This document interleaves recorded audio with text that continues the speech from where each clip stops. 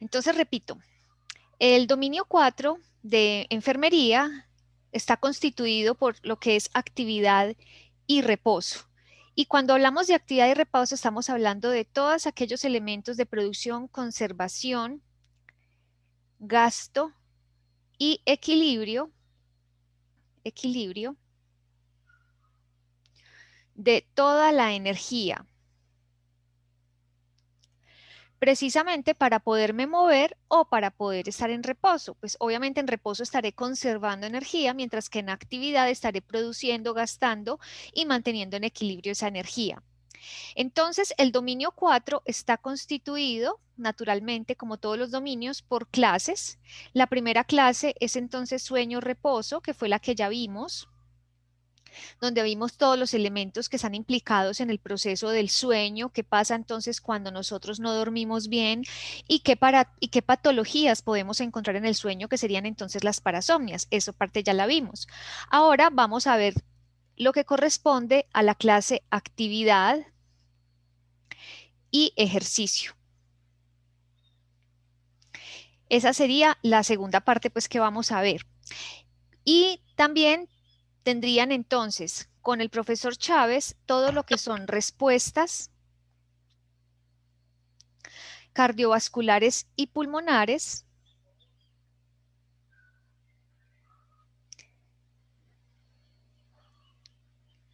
que corresponden a este dominio. O sea, esas son las clases que vamos a ver del dominio. No quiere decir que sean las únicas. También está, por ejemplo, la clase de autocuidado, todo lo que tiene que ver con el autocuidado, pero nosotros nos vamos a enfocar pues como en estas clases nomás. Entonces, vamos a mirar eh, en esta pedacito de clase pues que nos queda faltando, vamos a mirar entonces lo que es actividad y ejercicio. Y naturalmente, pues yo para poder moverme, para poder ejercitarme, pues voy a necesitar de dos sistemas corporales. ¿Cuáles serán los sistemas corporales que estarán implicados en la actividad y en el ejercicio? Óseo y muscular. Perfecto. El sistema óseo y el sistema muscular. Perfecto. Entonces, pues en esta ratico de clase que nos queda, pues la idea mía es que alcancemos a ver lo que es el sistema óseo. No sé si alcancemos a empezar sistema muscular, pues si no lo veremos posteriormente. No se preocupen. Entonces, voy a abrir más bien una nueva pizarra y vamos entonces a empezar con el sistema óseo. ¿Quién recuerda cuántos huesos aproximadamente tenemos? 206. Muy bien, esta muchachita sí que es juiciosa. Muy bien, tenemos 206 huesos en promedio, ¿cierto? Eso no quiere decir pues que todos tengamos exactamente 206. Hay personas que pueden tener un poquito más, otras un poquito menos, pero digamos que el promedio es este. Muy bien, el sistema óseo, naturalmente, pues vamos a tener unas características y una constitución básica del sistema óseo. Vamos a sacar por acá y vamos a hablar de las características que tiene el sistema óseo. Y dentro de las características que tiene nuestro sistema óseo, tiene dos muy importantes. La primera es que el sistema óseo tiene dureza, pues obvio, ¿cierto? Nosotros sentimos que los huesos son rígidos.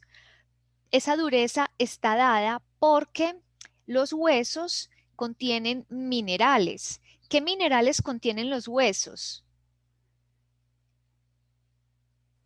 Calcio, Muy bien, calcio.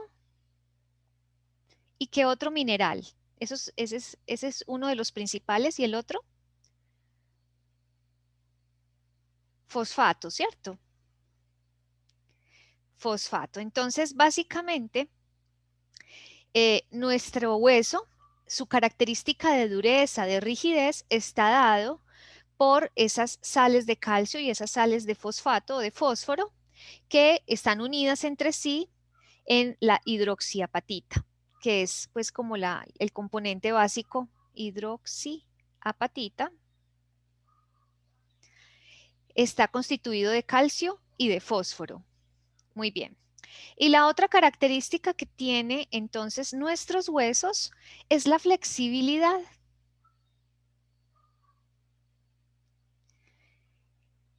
Y no sé, ustedes me dirán, ¿será que los huesos sí son flexibles? Sí, Profe, Hola, dime, Pao. profe, me repite esa palabrita, es que no la entiendo bien ahí, en la que está al frente de los dos minerales, por favor. Hidroxiapatita. Ah, gracias. Listo. Y estábamos diciendo que la otra característica que tienen los huesos es la flexibilidad.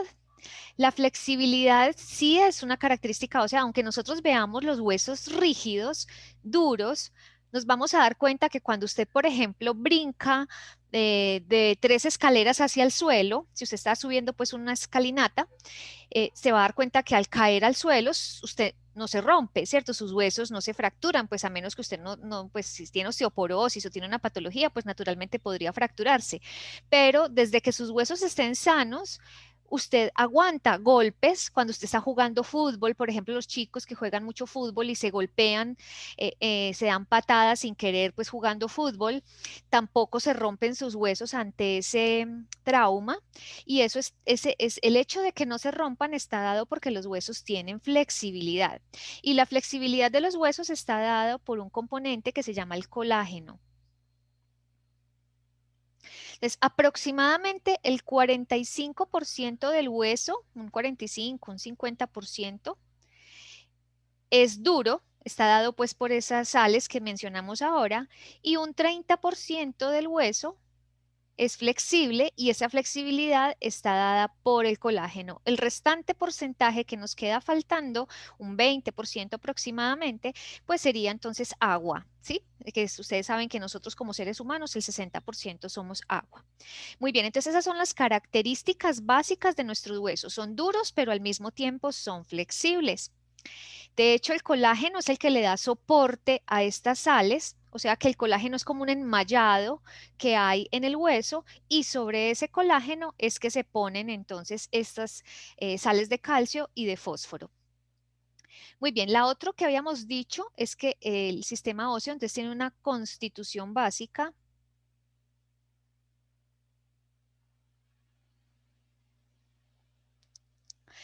Y el sistema óseo entonces está constituido por hueso compacto,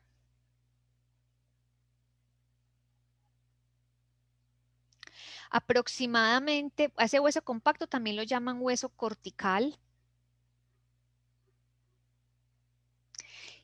y por hueso esponjoso.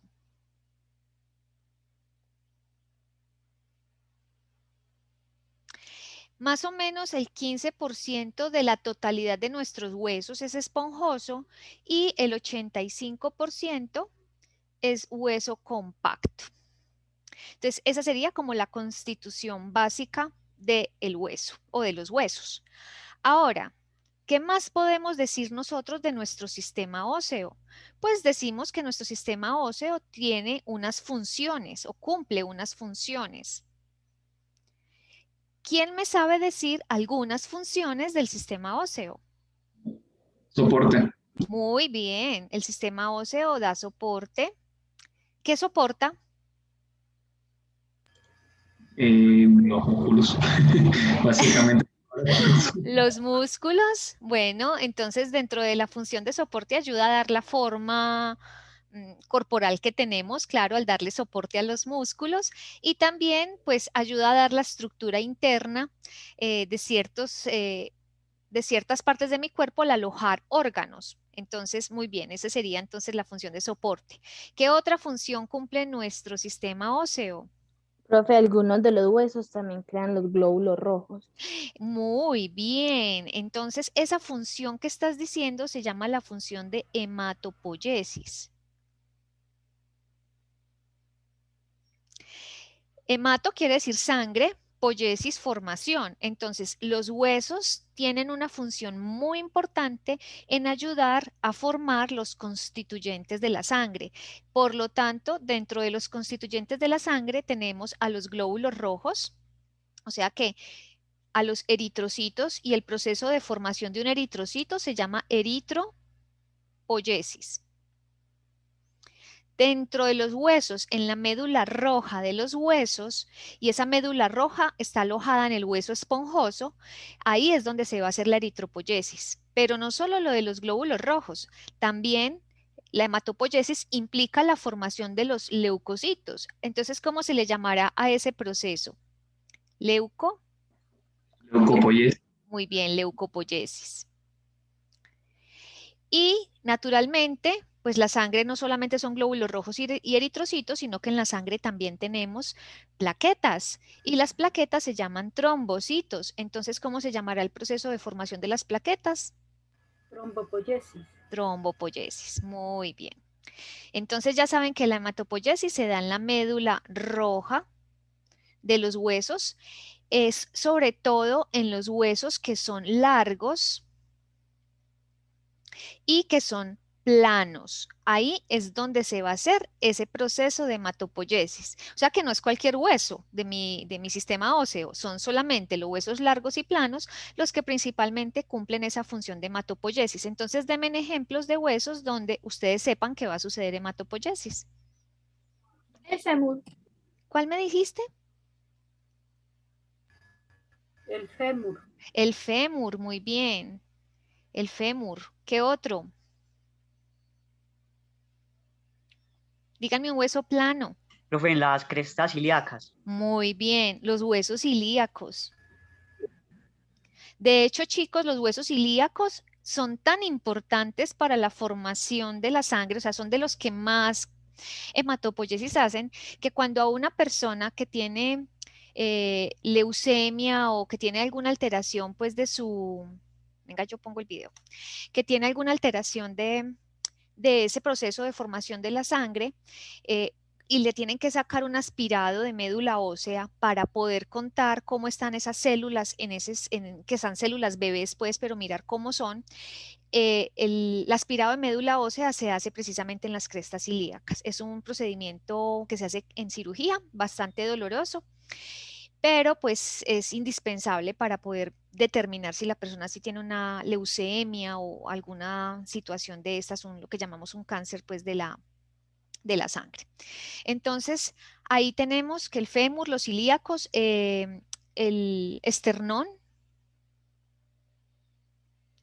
es otro de los huesos planos, pues que tiene esta función. Los huesos del cráneo, chicos, que son huesos planos, pues también entonces pueden hacer función de hematopoiesis. Lo que pasa es que pues obviamente de ahí no se van a sacar muestras de médula ósea. Bueno, digamos que estos son principalmente huesos, pues que cumplen esa función de hematopoiesis. ¿Qué otra función cumplen mis huesos? Profe, protección. Perfecto. Función de protección. ¿Qué protegen? Profe, los órganos. Los órganos vitales. Órganos blandos, muy bien. Órganos blandos y que sean muy importantes. Ejemplo, la bóveda craneana protege el encéfalo. ¿Qué protegen las vértebras?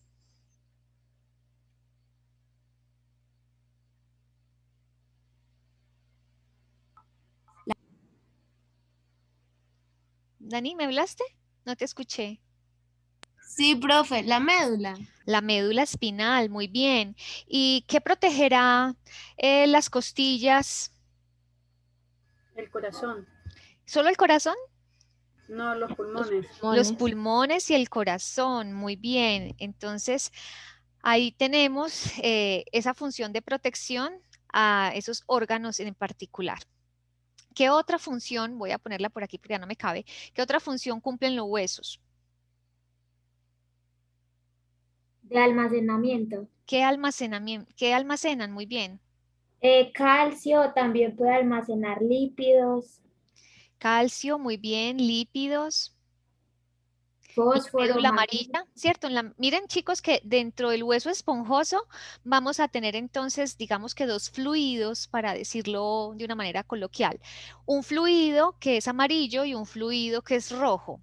El fluido amarillo, que es la médula amarilla, está constituida principalmente de lípidos, mientras que el fluido rojo, pues es el encargado de la hematopoiesis.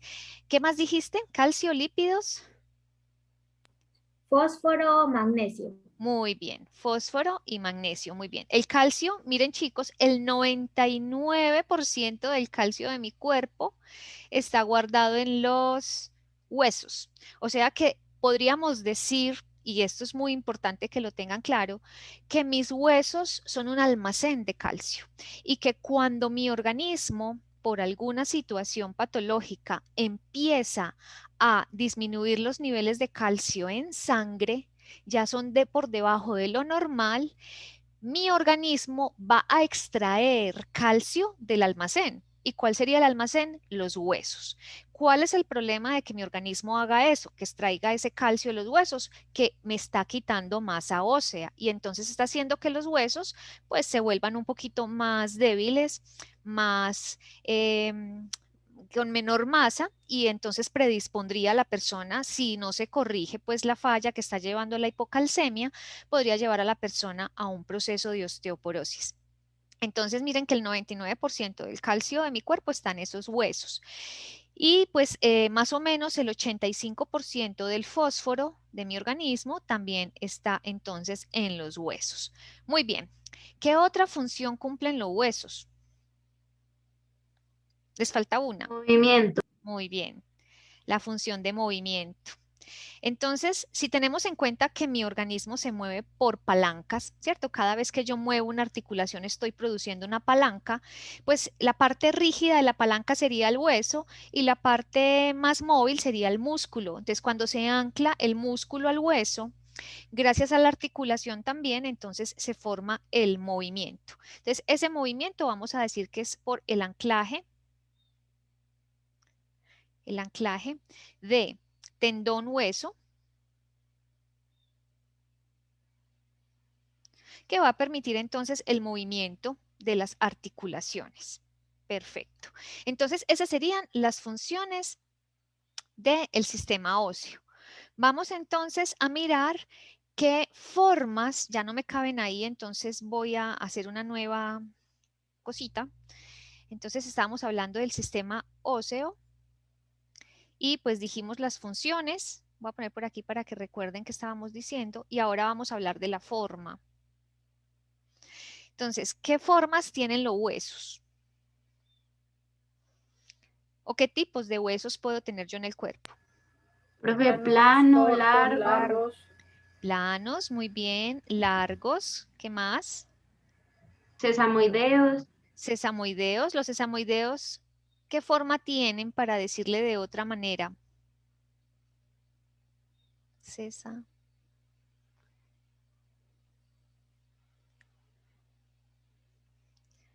¿Y qué otra forma tenemos? Ay, me quedó torcido eso.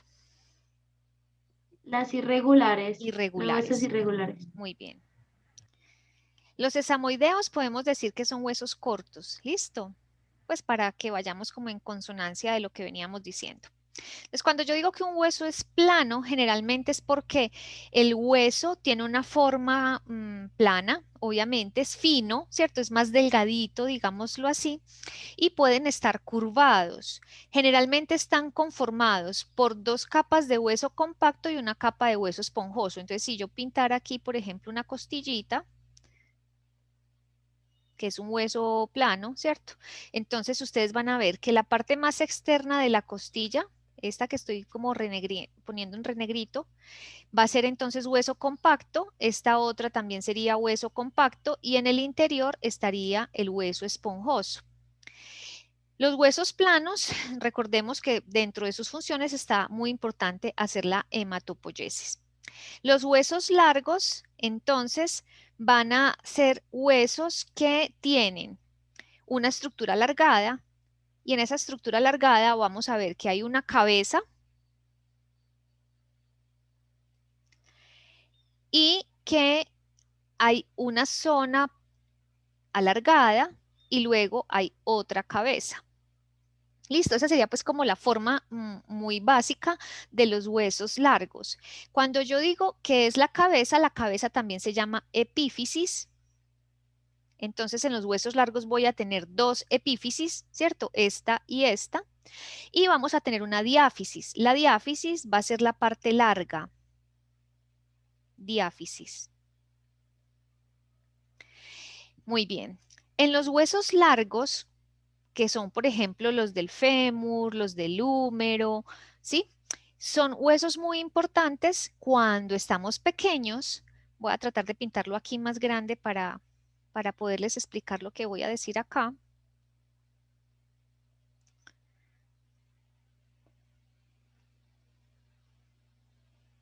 Entonces, ustedes ya saben que esto es la epífisis y esto también es epífisis. Y que la parte que une las dos cabezas es la diáfisis. Muy bien, resulta que entre la epífisis y la diáfisis, voy a pintarlo así, cuando estamos niños hay una placa de tejido que es más bien de colágeno, o sea que no está rígido, no está osificado, no está mineralizado, que se llama la placa epifisiaria.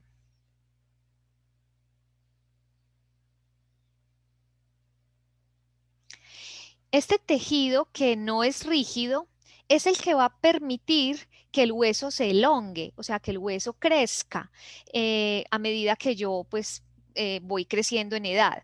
Entonces, obviamente el crecimiento va a estar dado hasta la adolescencia. Más o menos en las mujeres esta placa epifisiaria se cierra, o sea, se osifica o se mineraliza entre los 14, máximo los 16 años, y para los hombres se mineraliza más o menos entre los 18 y 20 años. Por eso es que las mujeres, pues generalmente tenemos tallas más bajas que los hombres, porque esta placa epifisiaria se nos cierra más rápidamente y eso impide pues que crezcamos en longitud más. Ese cierre de esta placa epifisiaria se da entonces en la adolescencia y específicamente ocurre por culpa de las hormonas sexuales. Cuando nuestras gónadas empiezan a sintetizar hormonas sexuales, esa placa epifisiaria empieza a cerrarse. Por eso es tan importante detectar a tiempo cuando un niño tiene pubertad precoz. Pubertad precoz quiere decir que está desarrollando sus características sexuales antes de lo esperado, ¿sí? Entonces son niños que pueden tener 8, 9 años, 10 años y que ya empiezan a manifestar cambios puberales. Entonces a esos niños hay que atenderlos rápidamente antes de que empiecen a secretar la totalidad de esas hormonas sexuales, antes de que empiecen a secretar grandes cantidades de testosterona, las niñas cantidades grandes de estrógenos, porque en ese momento, cuando ya empiezan a hacer esa secreción, esta placa epifisiaria se les cerraría y se cerraría antes de lo previsto y por lo tanto los niños se quedarían de talla baja. Entonces, hola.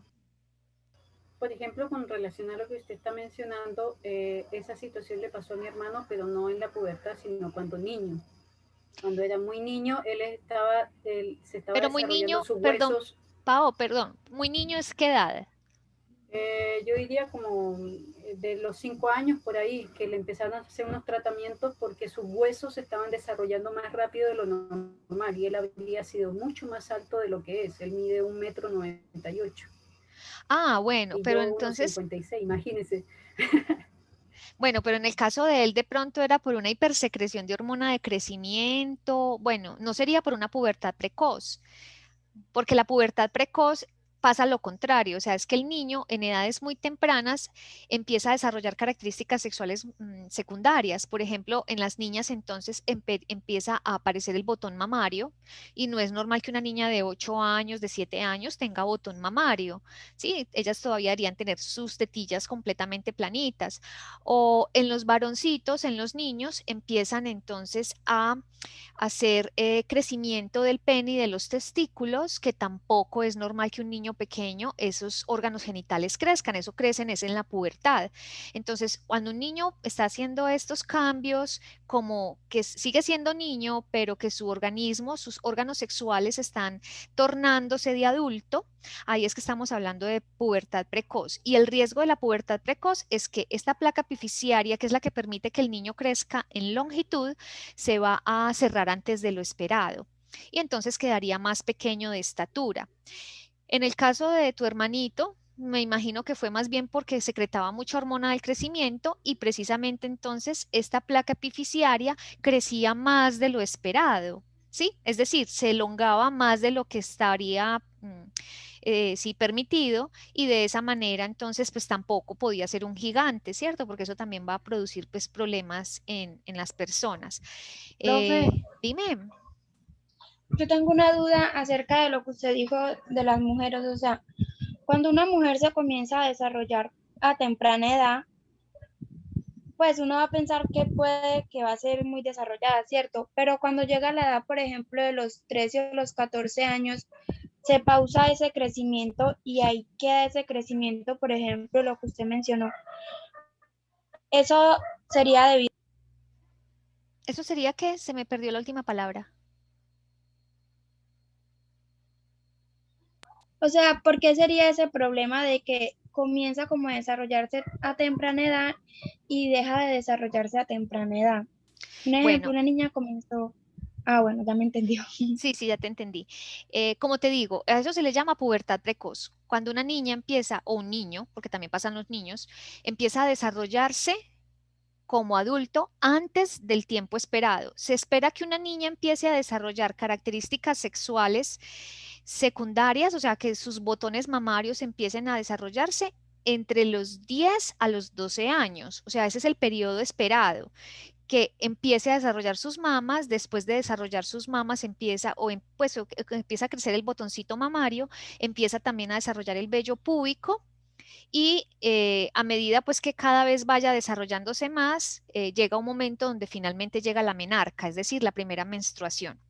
Cuando llega la menarca, ahí ya empezó a producir estrógenos y ahí es cuando se empiezan a cerrar las placas epifisiarias. Entonces, si la niña empezó a desarrollar características sexuales secundarias a los 7 años, más o menos a los 9 años de edad va a tener su primera menstruación si no se le detiene ese proceso, ¿cierto? Y por lo tanto, cuando le llega la menarca, estos placas epifisiarias se le cierran y la niña queda con una estatura de una niña de 9 años cuando debió haber quedado con una estatura pues mayor, ¿sí me entiendes?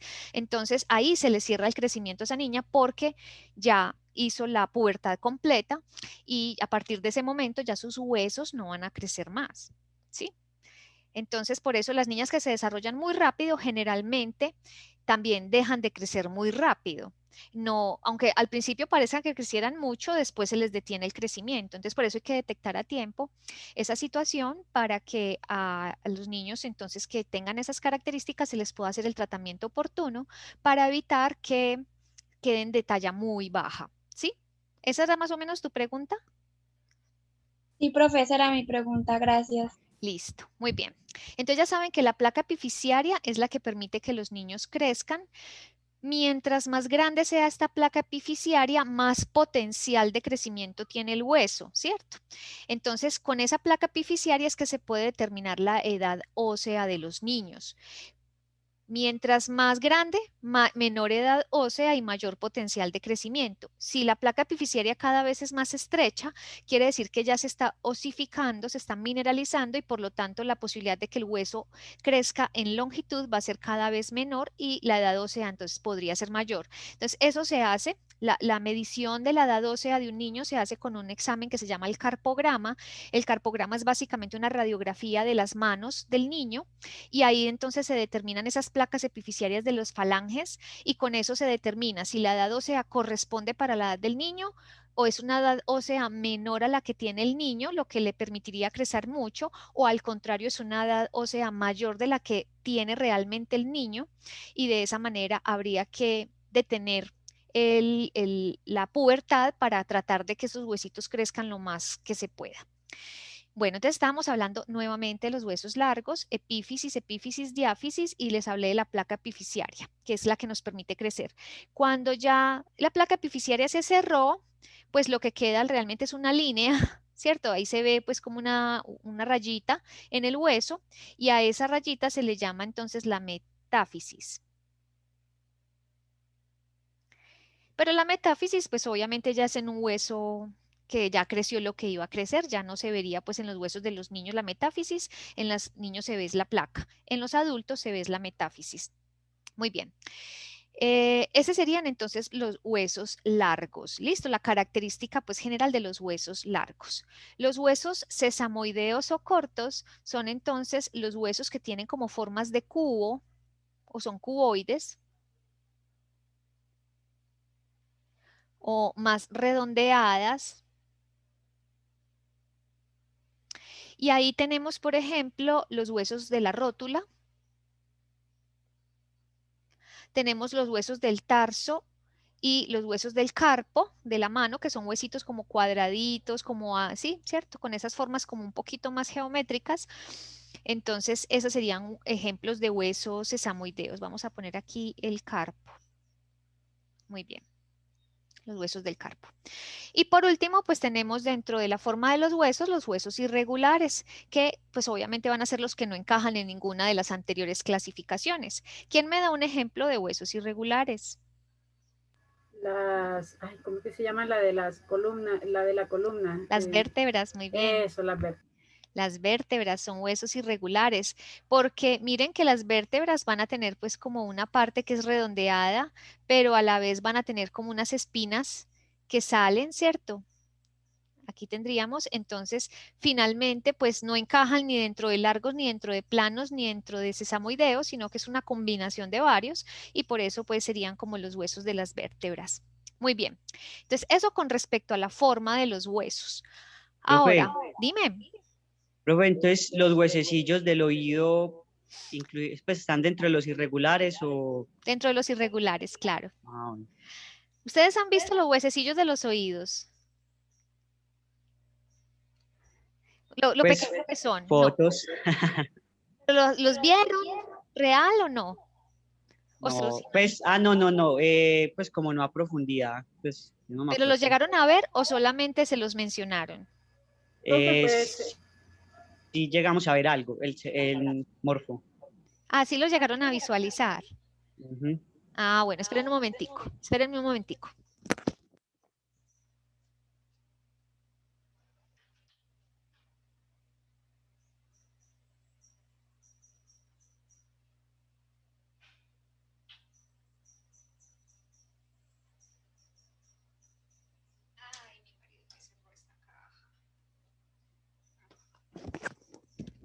No, es que yo tengo unos huesitos de oídos, pero veo que la caja está cerrada.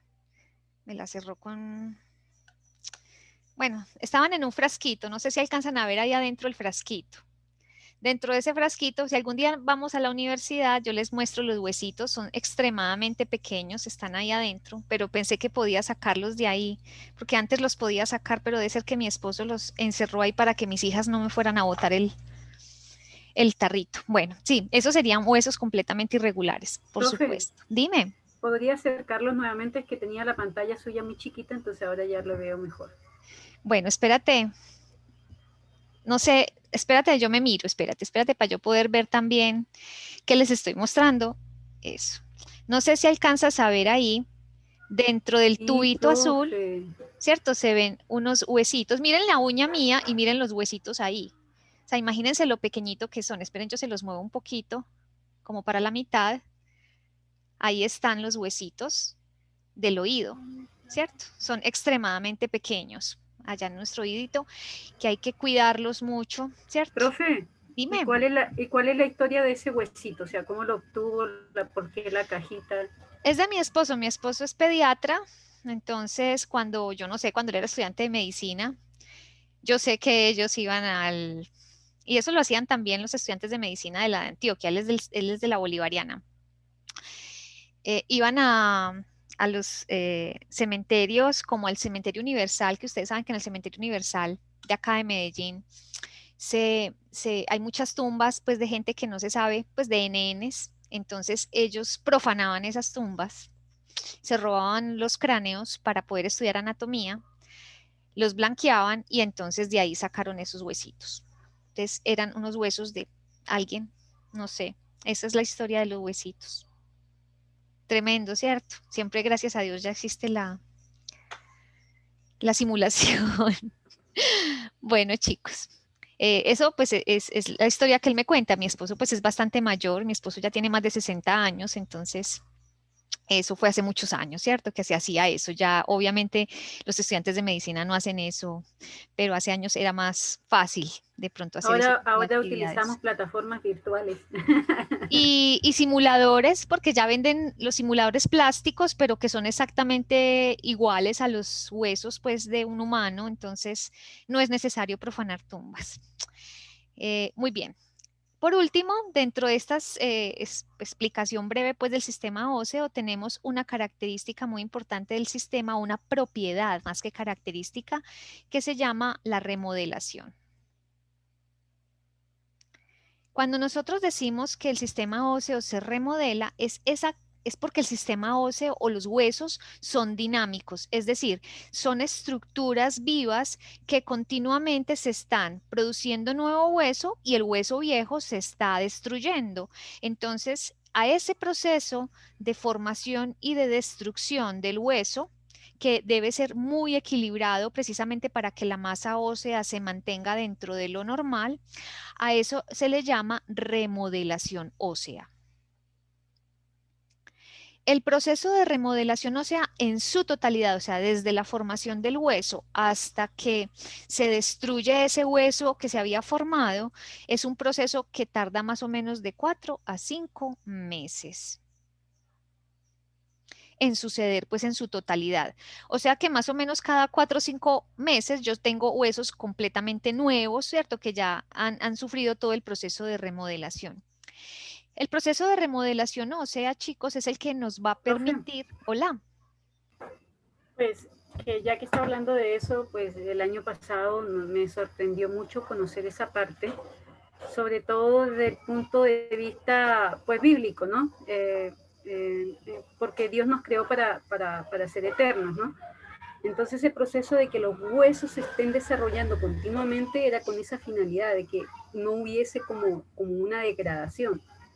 Pero a raíz pues de la situación bíblica, ¿no? Le hablo desde el punto de vista bíblico, de que el hombre pues cometió un error. Entonces una de las dificultades que va teniendo el ser humano cuando ya se vuelve adulto es que esta remodelación pues ya, es más que una remodelación, es como un desgaste. Bueno, con la edad, pues o fisiológicamente hablando, pues yo te lo digo desde la fisiología, no desde la parte bíblica, los niños naturalmente tienen más acelerado el proceso de creación de hueso y en ellos digamos que hay más hueso nuevo que hueso viejo y a medida que nosotros vamos envejeciendo, se sabe que más o menos a partir de los 30, 40 años ya vamos perdiendo esa capacidad de producir tanto hueso nuevo y vamos más bien entonces desgastando hueso de manera tal que para la edad de ancianos ya nuestra masa ósea pues se ha deteriorado algo, ¿sí? Tampoco digamos pues que un deterioro terrible pues como para que nos lleve pues a fracturas, no, todo depende también de mis estilos de vida, porque naturalmente dependiendo de cómo yo cuide mi organismo, pues voy a acelerar o a retrasar esos procesos de degradación. Bueno, chicos, entonces, la remodelación ósea que yo les estaba diciendo, pues que es ese proceso de fabricación y destrucción de hueso, que es continuo, es el que permite que mis huesos sanen, o sea, que es el que permite la curación de las fracturas. Si yo no tuviera la posibilidad de hacer remodelación ósea, cuando mi hueso se fracturara, pues no tendría forma de repararlo. Y de hecho los huesos tienen una característica muy linda y es que a diferencia de otros tejidos, por ejemplo la piel, yo creo que todos debemos tener alguna cicatriz de alguna situación, de algún trauma, algún corte, algún accidente que hayamos tenido, ya sea de niños o más adultos, ¿cierto? Todos tenemos cicatrices en la piel. ¿O hay alguien que está inmaculado? Bueno, chicos, ¿ustedes cómo ven la piel de la cicatriz comparada con la piel que no se ha dañado? ¿Le ven alguna diferencia? Sí. Sí, profe, es más clara. Tiene vello. No tiene vello, muy bien. Y tampoco tiene glándulas sudoríparas. Es correcto, tampoco tiene glándulas sudoríparas. Y dependiendo de la profundidad de la lesión, ¿cierto? también puede haber alteraciones en la sensibilidad en ese tejido.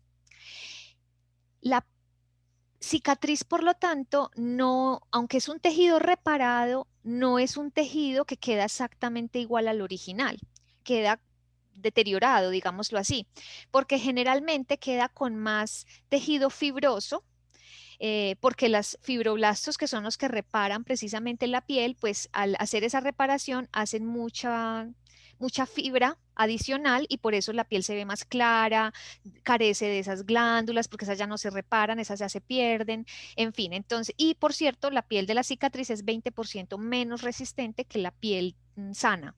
Entonces, toda cicatriz es una piel ya más deteriorada, digámoslo así. Y así sucede, por ejemplo, en el corazón. Cuando una persona sufre un infarto agudo al miocardio, el tejido del corazón, el músculo del corazón que sufrió el daño por la falta de oxígeno, pues también va a tener un tejido fibroso que va a perder características contráctiles y de conducción. Entonces, esa cicatriz, incluso en el corazón, se va a ver en el electrocardiograma. Si usted le hace un electrocardiograma a la persona, vamos a observar esa cicatriz en forma de unas ondas Q. Entonces, digamos que todos los tejidos de mi cuerpo, cuando sufren un trauma y se reparan, generalmente queda con una gran cantidad de tejido fibroso que es distinto al tejido original, excepto los huesos. Los huesos, cuando se rompen y se reparan, el tejido reparado es exactamente igual al tejido original por esa capacidad de remodelación que tienen los huesos. Entonces, es una característica muy bonita, ¿cierto? Entonces, la curación de una fractura, chicos, va a tardar en promedio de 6 a 8 semanas para cualquier hueso, ¿sí? Y en el proceso de curación de las fracturas, pues va a haber como unas etapas, ¿sí? Unas etapas. La primera etapa, que es cuando quedan los dos fragmentos óseos rotos, a eso se le llama entonces reducción de la fractura.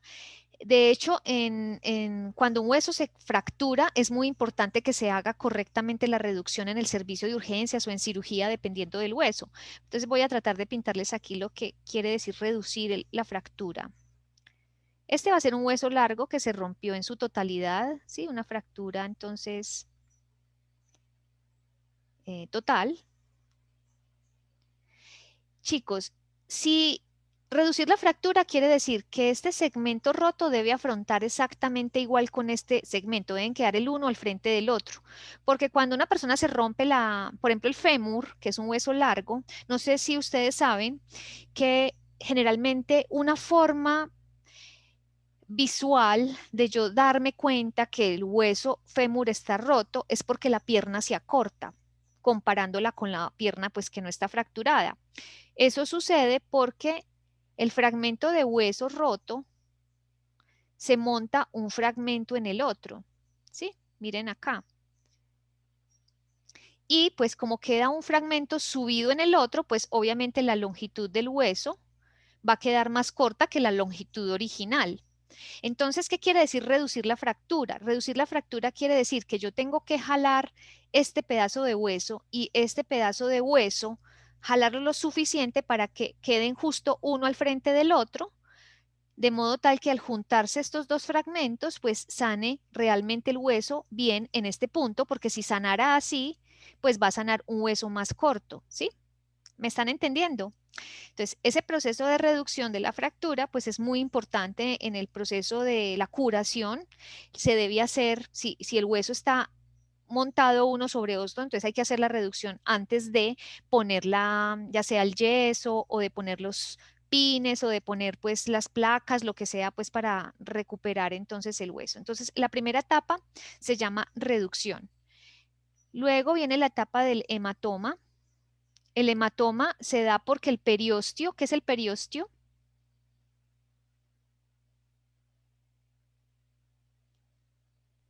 No es la última capa del hueso.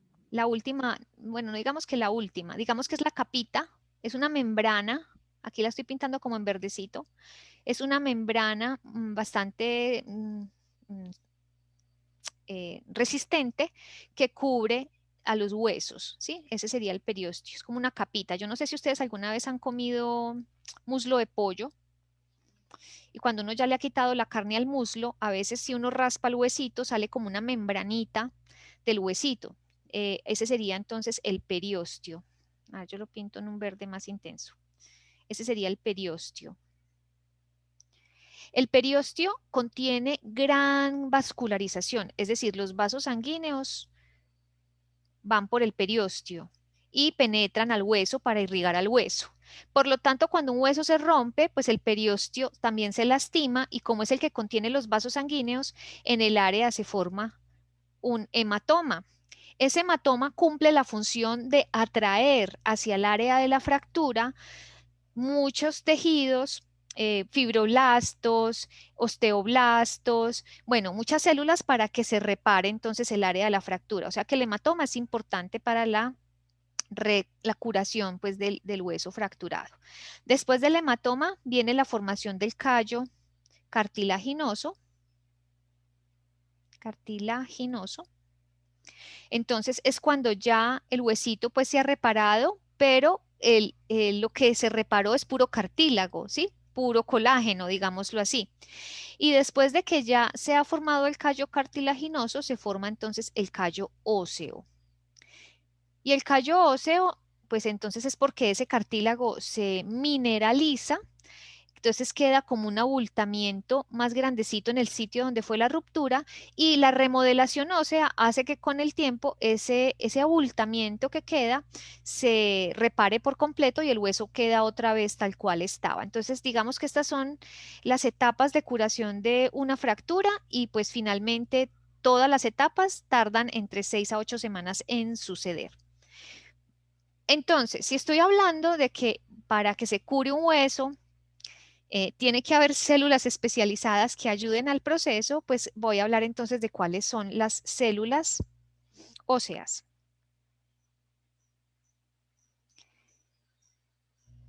¿Sabe alguien cuáles son las células óseas que tenemos?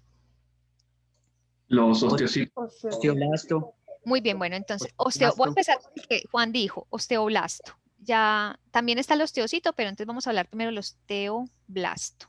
Muy bien. El osteoblasto entonces es la célula que va a dar origen a nuevo hueso, ¿cierto? O sea, digamos que es el hueso bebé que no se ha solidificado, pero que se va a solidificar para formar nuevo hueso. Ese sería el osteoblasto. Entonces el osteoblasto es el que va a formar como la matriz ósea. Y tiene una característica visual, pues al microscopio, y es que el osteoblasto tiene como una forma de pera o una forma como, bueno, se las voy a pintar acá, vamos a pintarlo de un color que anaranjado será para que se identifique.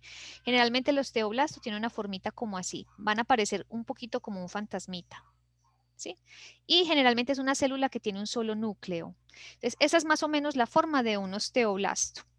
Generalmente los osteoblastos viven, digámoslo así, en el periósteo. O sea, están aquí en este puntico donde el periósteo justo se une con el hueso. Ahí hay una gran cantidad de osteoblastos.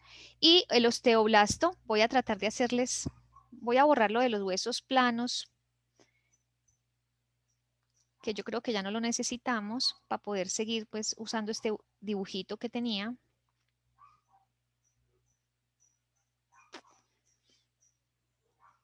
Listo.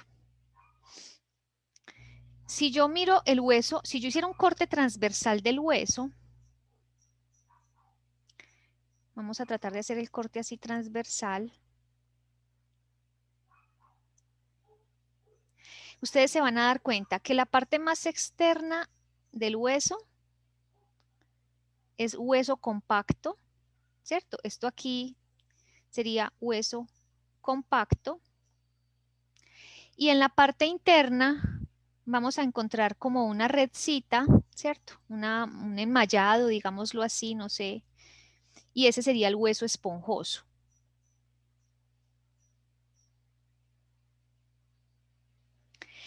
Y pues si dijimos que el periósteo, vamos a pintar aquí el periósteo como de morado, es como una capita que recubre al hueso. Dijimos que los osteoblastos van a estar ubicados como en este punto, ¿cierto? Por lo tanto, el osteoblasto a medida que va madurando, y se va a convertir entonces en osteocito, vamos a ver que él se mueve como en esta dirección, ¿cierto? O sea que el osteoblasto aquí es completamente bebé y a medida que va madurando se va poniendo en este punto y va formando lo que es el hueso compacto y también las trabéculas, pues que es esta parte interna que hay en el hueso esponjoso. Entonces, digamos que el hueso se remodela de afuera hacia adentro, ¿sí? De afuera hacia adentro. Muy bien. Entonces, ya saben dónde están localizados como los osteoblastos. Cuando el osteoblasto madura, se convierte en un osteocito, que por allá lo dijo, no me acuerdo quién. Escuché la palabra osteocito, pero no sé. Sé que Diego. Diego fue el que lo dijo, listo. Osteocito, ¿cierto? Entonces, el osteocito ya está ubicado como en este punto del hueso, ¿sí? Aquí esta parte del hueso compacto está hecha directamente de osteocitos. Y el osteocito, que es el osteoblasto que se mineralizó, tiene una forma como más estrelladita. Entonces voy a tratar de pintar el osteocito, tiene como esta formita. También es una célula con un solo núcleo y este ya sería entonces como tal la celulita que ha captado entonces las sales de calcio y de fósforo, o sea, la hidroxiapatita, y queda rígida, ¿cierto? Entonces esa celulita ya no se divide, esa celulita ya no se multiplica, ya es una celulita que queda, digamos, como estática, ¿cierto? Pero naturalmente esa celulita pues va a envejecer y es necesario que sea reemplazada por células nuevas cuando ya está envejecida y la célula encargada de hacer ese reemplazo, digamos, de destruir al hueso que ya está envejecido, ¿cómo se llama? ¿Qué? Osteoclasto. Muy bien, el osteoclasto. Y el osteoclasto es una célula multinucleada, entonces voy a pintar el osteoclasto de rojo. Tienen una forma más bien aplanadita, con un borde como en cepillo. Aquí va a tener múltiples núcleos. Y el osteoclasto está creado, porque miren, el osteoblasto es el que va a dar el origen al osteocito. O sea, digamos que un osteoblasto maduro finalmente se convierte en un osteocito. Y el osteocito viejo, pues que hay que destruir. Pero el osteoclasto es una célula completamente aparte del osteoblasto. El osteoclasto básicamente proviene de los monocitos. ¿Qué son los monocitos? ¿Qué saben ustedes de un monocito? ¿O qué entienden por un monocito? Son los que fagocitan. Los monocitos, digamos que son los macrófagos bebés, ¿cierto? Sí, muy bien. Un monocito es una célula del sistema inmune, es una célula sanguínea, de hecho, o sea que se forma en la médula ósea. Sí, si se forma en la médula ósea, recuerden que la médula ósea está en el hueso esponjoso. Y el monocito, cuando se juntan hasta 50 monocitos, se forma un osteoclasto. ¿Sí? Entonces, por eso el osteoclasto es multinucleado, porque está formado hasta de 50 monocitos. Y el osteoclasto, pues, es una célula que tiene una característica muy especial y es que produce muchos lisosomas. Ustedes ya con José Chávez, porque me vi la clase, saben lo que es un lisosoma. Entonces, el osteoclasto produce muchos lisosomas y dentro de esos lisosomas también hay enzimas o hay sustancias, pues proteínas tipo enzimas, que tienen la capacidad de destruir las sales de calcio y las sales de fósforo que están metidas en el osteocito. Específicamente la fosfatasa ácida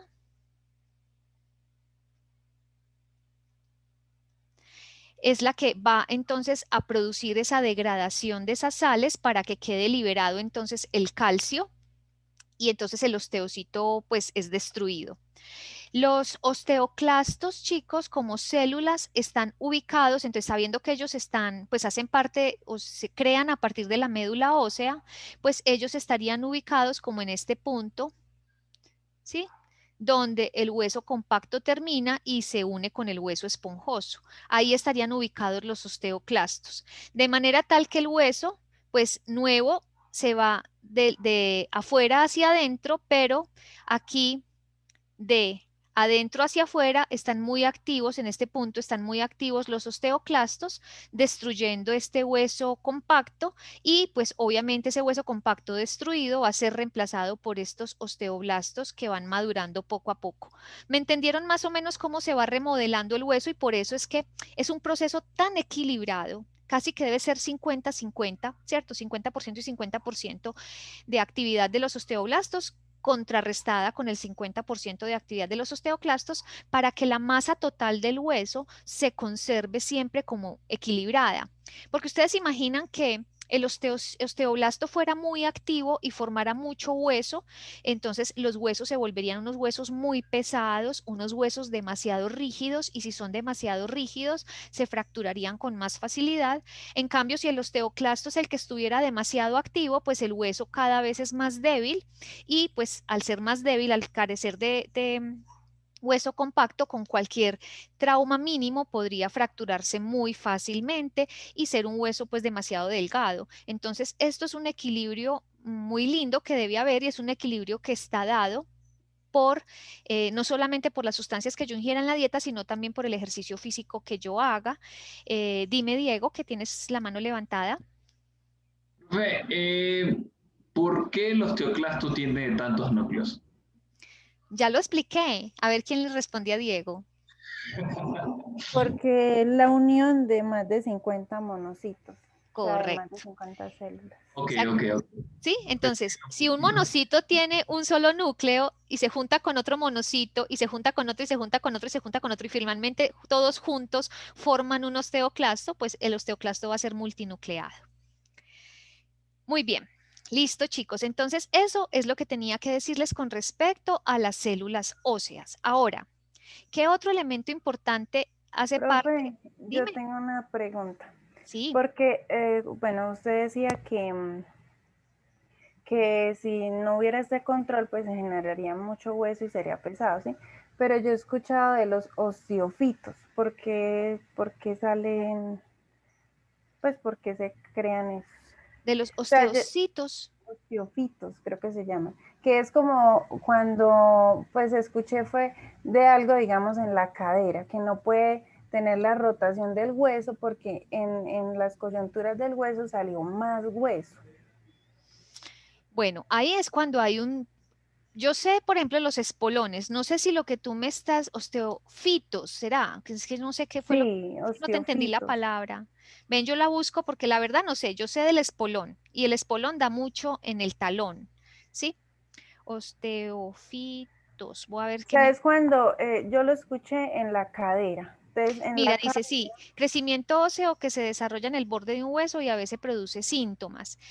Bueno, yo no sabría decirte bien cuál es la causa exacta de las osteocitos, pero sí sé que cuando los osteoblastos están muy activos y entonces hacen que se conviertan en osteocitos muy rápidamente, pueden aparecer, digamos así, como cachitos en los huesos, ¿sí? Que me imagino que podrá ser parecido al osteofito. En este caso te estoy hablando sí, de unos es ese. cachitos que aparecen, pero en el talón y, o sea, que en el calcáneo, ¿cierto? El hueso del talón, que es el calcáneo. Entonces, como esos cachitos que salen de osteocitos ya rígidos, pues producen muchas molestias en el tejido blando que está obviamente allí.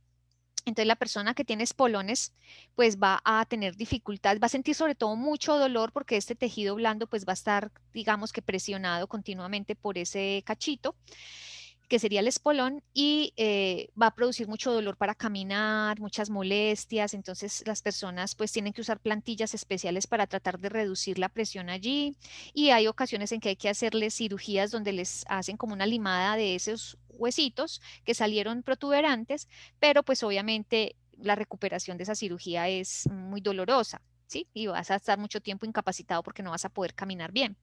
Entonces, ese sería pues como con el espolón. No sé, tendría que leer más sobre los osteofito, pero me imagino que debe ser algo similar, ¿sí? Ahí te dejo la tarea. Gracias. Sí, porque no te sé responder, ¿cierto? Tendríamos que leer pues del tema.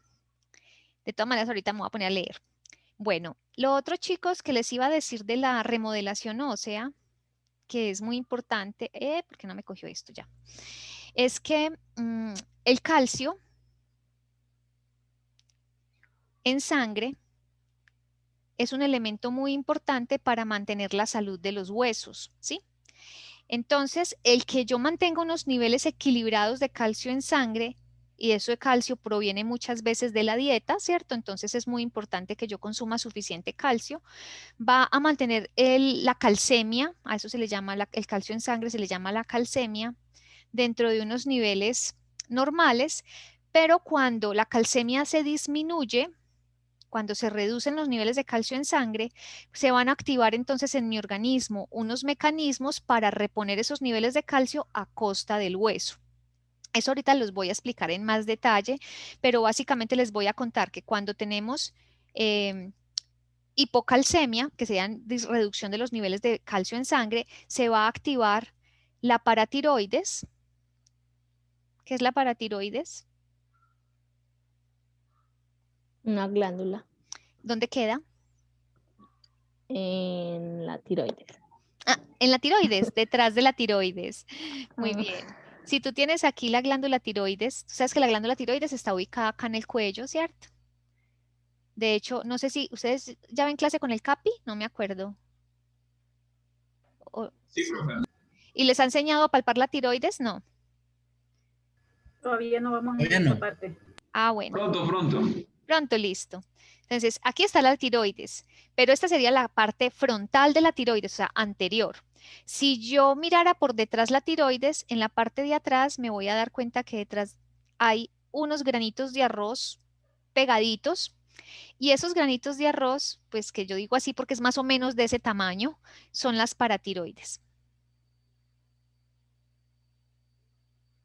Listo. El término para en latín quiere decir al lado de. Entonces, paratiroides querría decir al lado de la tiroides. Realmente están es detrás de la tiroides. Muy bien. La paratiroides entonces se activa cuando se reducen los niveles de calcio en sangre y empieza a secretar la hormona pues propia de la paratiroides, que tiene un nombre muy especial que se llama paratohormona. Y resulta que la paratohormona va a hacer que los osteoclastos estén más activos. Y si el osteoclasto está más activo, quiere decir que está soltando o destruyendo pues el hueso viejo. En este caso no necesariamente el hueso va a estar viejo, simplemente si el osteoclasto está más activo, se está comiendo todo el hueso que pueda. Pero ¿cuál es el objetivo de activar los osteoclastos? Que el calcio que está guardado en el hueso en forma de hidroxiapatita quede suelto en forma de calcio y que ese calcio que sale del hueso vaya entonces a la sangre para equilibrar de nuevo los niveles de calcio. Entonces, es muy importante cuando yo tengo un paciente hospitalizado y de pronto empezamos a ver en el ionograma que los niveles de calcio van para el suelo, pues saber que eso va a tener consecuencias, si no se corrige a tiempo, va a tener consecuencias en cuanto a la masa ósea de ese paciente. Bueno, chicos, y el último elemento que es importante en la remodelación ósea es lo que vamos a llamar empuje de los músculos y de la gravedad sobre los huesos. Y ustedes me dirán, ¿cómo así, profe? Pues miren, Profe, chicos, dime. ¿podría repetir esa última parte? Qué pena.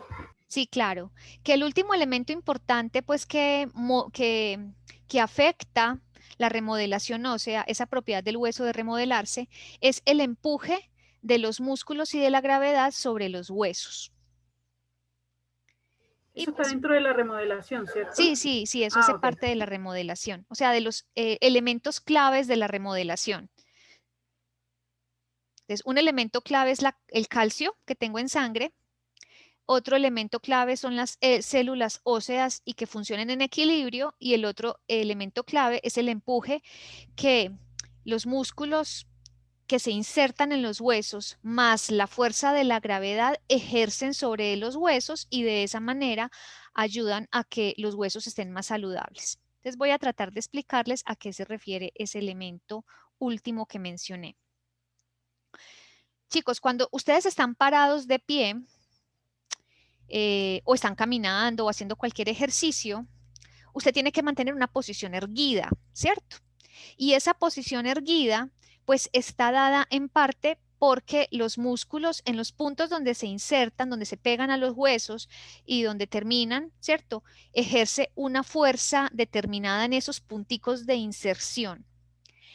Adicionalmente, usted tiene que hacer como aumentar el tono muscular, aunque usted no sea consciente de ello. Cuando yo estoy erguido, tengo que mantener como una cierta fuerza mínima en los músculos para que yo no me desplome por la fuerza de la gravedad, ¿cierto? Es decir, que tengo que pelear contra la fuerza de la gravedad para que de esa manera yo me pueda mantener erguido. Entonces, miren chicos, si yo tengo un huesito, vamos a pintar aquí un hueso largo, digamos los huesos de las piernas, en este caso pues el fémur. Y este fémur, pues ustedes saben que tiene los músculos como el vasto, por ejemplo. Si los voy a pintar así bien grande. Y entonces el vasto tiene un punto de inserción acá y un punto, bueno, está muy exagerado ese punto de inserción, es más corto, pero bueno, dejémoslo así. ¿Cierto? El músculo va a tener unas áreas donde se pegan los huesos. Y este músculo tiene que mantener cierta tensión, es decir, como cierta contracción mínima, cierto tono, mejor dicho, tono muscular, para mantener el cuerpo erguido, o en este caso de pie, contra la fuerza de la gravedad, que lo va a tratar de empujar a uno hacia abajo. Entonces, aquí en estos puntos de inserción del músculo, el hueso va a sentir como más fuerza, ¿cierto? Va a estar como sometido a una presión adicional. Voy a poner aquí como una presión adicional. Y en esos puntos de inserción, los osteoblastos, que son los que forman hueso nuevo, son mucho más activos. Es decir, chicos, ¿qué es a lo que quiero llegar con esta información? Que para yo mantener la salud de mis huesos, es decir, que mis osteoblastos estén lo suficientemente activos para estar reponiendo el hueso que muere o que se degrada mejor, es importantísimo mantenerme activo, ¿sí? Mantenerme en actividad, y una actividad tan simple como el estar de pie. Se han hecho estudios de las personas que trabajan en oficinas, que ustedes saben que pues ahora nosotros con la pandemia nos la pasamos igual, sentados todo el día al frente de un escritorio, y han hecho estudios de cómo es la masa ósea de una persona que trabaja todos los días sentado, y si le cambian la posición de sentado a parado, es decir, que le suben el escritorio y le ponen el computador alto para que la persona no se pueda sentar, sino que tenga que estar de pie, cómo cambia la masa ósea con el mero hecho de estar de pie. O sea que el reposo, el estar inactivos, deteriora considerablemente la masa ósea porque se pierde el empuje de los músculos y de la gravedad sobre los huesos en esos puntos de tensión, y obviamente eso acelera el proceso de los osteoclastos porque ya los osteoblastos no estarían tan activos. Les cuento que cuando una persona está en cama, por una situación de salud, porque está enfermo, por ejemplo, o lo obligan a estar en cama, no puede levantarse de la cama porque tiene una trombosis venosa profunda, por ejemplo, la masa de las vértebras, de la columna vertebral, se reduce más o menos un 1% durante la primera semana de inmovilidad. Es decir, que las vértebras van perdiendo masa porque los osteoclastos están más activos, los osteoblastos estarían menos activos, y a la semana ya ha perdido un 1% de la masa de las vértebras. Cuando esa inmovilidad es, por ejemplo, de unas 12 semanas, se sabe que la columna ha perdido el 3% de su masa ósea, y que los trocánteres, que son los huesitos, pues acá de estos segmentos que salen como del hueso fémur, por ejemplo, esos trocánteres también han perdido un 4% de la masa ósea.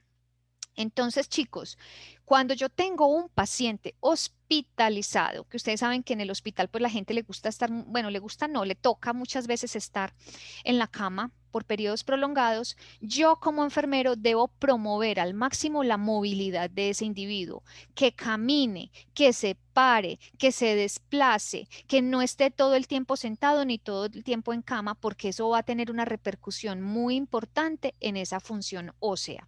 ¿Listo? Entonces, ese era uno de los elementos como más importantes que quería dejarles para que esta remodelación ósea se mantenga sana, pues es importante entonces que yo me mantenga activo. Los que levantaron la mano, ¿qué me van a preguntar? Profe, Dime. yo tengo una duda sobre, por ejemplo, las personas que tienen joroba. Las personas mayores que tienen eso, ¿en eso se ven afectados los osteoplastos de esa zona o cómo es? Bueno, cuando una persona envejece, los osteoclastos generalmente siguen muy activos, pero los osteoblastos pierden actividad. Entonces el equilibrio que yo les dije que debería ser más o menos 50-50, pues si el osteoblasto ya no trabaja tan bien, quiere decir que el osteoclasto trabaja más, ¿cierto? Y eso hace que la masa del hueso finalmente se vaya perdiendo. Y entonces las vértebras pueden ir perdiendo masa y se pueden ir aplastando, ¿sí? Por fracturando realmente, por el hecho de estar uno erguido, como ya no son lo suficientemente rígidas, no tienen la suficiente mineralización, se van aplastando una vértebra con otra y eso hace que entonces obviamente se formen curvaturas en la columna que pueden ser como el tipo joroba. Eso cuando la joroba no es demasiado prominente, cuando es simplemente una reducción. Yo no sé si ustedes han visto que los viejitos generalmente pues tienen una posición así, pero no es exageradamente marcada, pero puede ser por esa pérdida de masa ósea en las vértebras. Ahora, hay una situación de salud que se llama espondilitis, ay, se me olvidó el otro nombre, tiene un nombre adicional que es por una enfermedad autoinmune donde sí va viendo como una fusión de los huesos y eso hace que las personas tengan unas jorobas demasiado pronunciadas y la columna se vuelve completamente rígida, se vuelve como una sola lámina, ¿sí? O como una sola varilla. Entonces ya la persona pierde la capacidad de moverse, ¿cierto? De hacer estos movimientos que normalmente hacemos con nuestras cinturas sin ningún problema porque nuestra columna tiene articulación. Ellos la pierden por esa espondilitis. ¿Qué ibas a decir, Diego? Anquilosante, espondilitis anquilosante, así se llama, ya me acordé. Diego, ¿qué me ibas a preguntar? Nos estaba diciendo que cuando estemos pues, ya trabajando y esto, nos preocupemos y nos enfoquemos mucho en el movimiento del paciente durante su recuperación, ¿no? Ok, ¿qué pasa si tengo un paciente fracturado? O sea, de mucho cuerpo. Vuélveme a repetir, Diego, que se te entrecortó y no te escuché la pregunta completa. ¿Qué sucedería si tuviese un paciente muy fracturado en varios huesos del cuerpo? ¿Lo dejo reposar mejor o lo muevo? Lo dejas reposar. A hacer ejercicios, lo digamos. Dejas reposar de 6 a 8 semanas para que se repare el hueso, ¿sí? Porque obviamente no lo puedes movilizar con un hueso roto. Vas a empeorar la situación de la fractura si el hueso aún está pues muy débil. Podrías refracturar al paciente y pues obviamente no sería válido moverlo si está politraumatizado, ¿sí?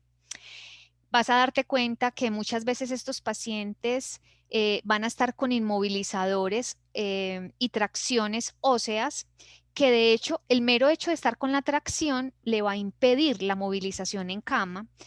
¿Y qué consecuencia tienes que pensar tú como enfermero entonces durante esas 6 u 8 semanas, esos 2 meses que el paciente va a estar en cama mientras sanan los huesos?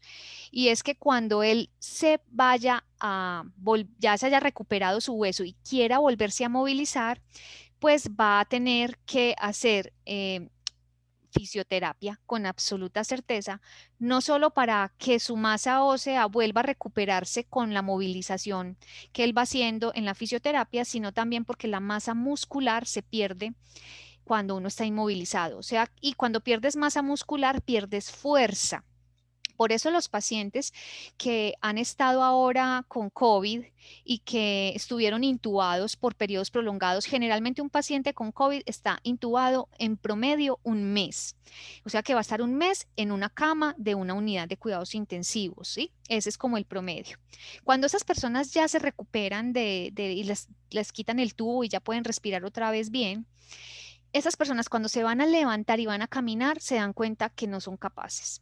¿Y por qué no son capaces? No porque ellos hayan perdido la función nerviosa o motora de moverse, no. Es porque sus músculos están tan desgastados por la inmovilidad que no tienen la fuerza suficiente para levantarlos, para que ellos caminen, o puede que los levanten, pero cuando ellos caminan un trayecto corto, se agotan de inmediato por la falta de fuerza muscular. Entonces, a eso se le llama síndrome de desuso, es un diagnóstico de enfermería que aparece pues por la inmovilidad prolongada. Entonces, por eso cuando tengamos los pacientes hospitalizados hay que propender porque ellos se nos muevan lo más que podamos, ¿sí? Que ellos se nos estén completamente activos, que se nos muevan, que caminen por el servicio si pueden caminar, si pueden salir de la habitación, que caminen, sino que en la misma habitación caminen, hagan ronditas, porque eso reduce pues ese deterioro óseo que se va presentando por la inmovilidad. Y cuando tenemos ancianitos que están en la casa, que los ancianitos a veces me los dejan sentados todo el día en una silla, también hay que poner a que los ancianitos a caminar y a funcionar, porque si no, cada vez más sus huesos van a perder más masa y van a tener más riesgo de fracturas. Bueno, chicos, me quedan 12 minutos. Espero en estos 12 minutos poderles explicar lo del calcio, que es el último elemento pues que me interesa a mí de esta clase de la parte ósea. Entonces, chicos, para la salud del hueso, pues habíamos dicho que era importante los niveles de calcio en el cuerpo, ¿cierto?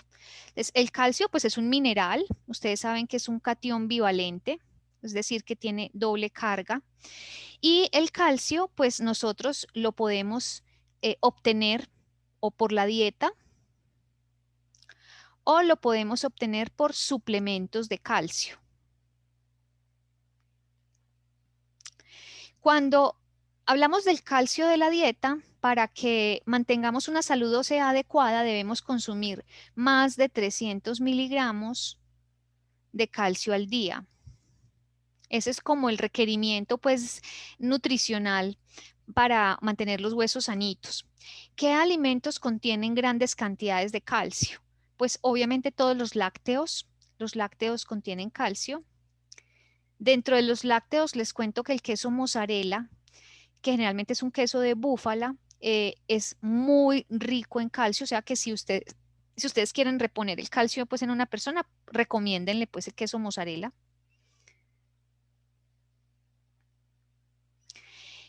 También las espinacas, porque no solamente pues los lácteos, sino que también hay plantas que contienen calcio. Las espinacas contienen buena cantidad de calcio y las acelgas también tienen buena cantidad de calcio. Entonces es importante que diariamente pues logremos consumir suficientes cantidades para poder mantener este nivel de calcio en la dieta. Ahora, hay personas que, bueno, lamentablemente no pueden comer esta cantidad, pues entonces podríamos suplementarles el calcio con suplementos vitamínicos. Entonces en los suplementos tenemos al citrato de calcio. Yo no sé si ustedes han oído hablar de Calcibón, por ejemplo, ¿sí? El Calcibón, que es pues, un suplemento, es citrato de calcio y generalmente viene acompañado de vitamina D. Enseguida vamos a entender por qué de vitamina D. Pero también, además de citrato de calcio, tenemos carbonato de calcio. O sea que ambas cosas se consiguen en tabletas, ¿cierto? Tanto el citrato como el carbonato de calcio.